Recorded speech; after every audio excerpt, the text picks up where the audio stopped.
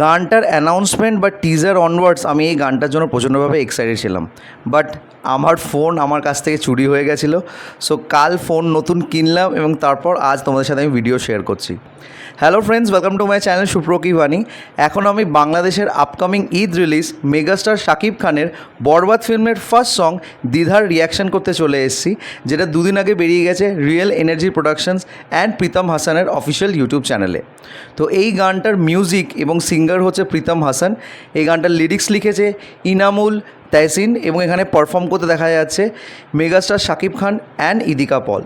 তো গানটা আমার কেমন লাগলো সব কিছুই তোমার সাথে শেয়ার করবো। So why are we waiting for, let's start with the video. তো গানটা ডিউরেশন রেখেছে 3 মিনিটের কাছাকাছি, মানে ভিডিওর ডিউরেশন।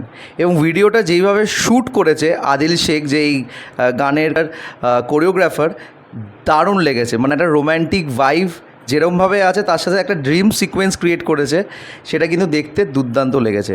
ফার্স্টলি মেগাস্টার শাকিব খানকে অনেকটাই বয়স কম মনে হচ্ছে, মানে যেইভাবে তার লুকটাকে রাখা হয়েছে, he is looking as if সে যেন 10 বছর পিছিয়ে গেছে। আমার এটা পার্সোনালি মনে হয়েছে, তোমাদের কি মনে হয় জানি না।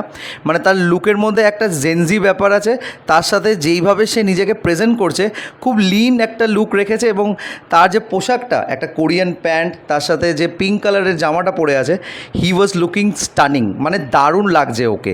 তার সাথে ইদিকা পলের সাথে তার যে ক্যামেরারিটা, সেটা আমার প্রিয়তমা থেকে অলরেডি দেখে নিয়েছে এবং সেটা ওয়ান স্টেপ আগে চলে গেছে এই গানের মধ্যে।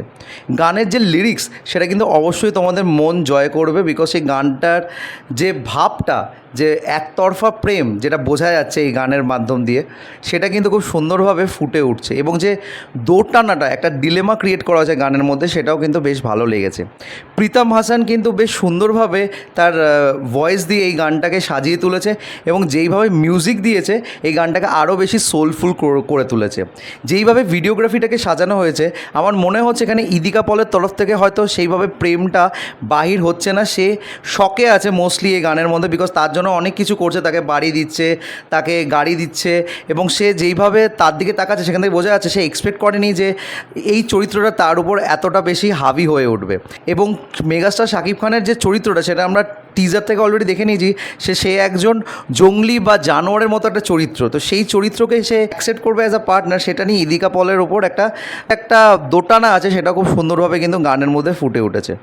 তো ওভারঅল গানটার picturisation and the song is very well managed, এবং যেইভাবে এটাকে প্রেজেন্ট করেছে আমার বেশ ভালো লেগেছে গানটা।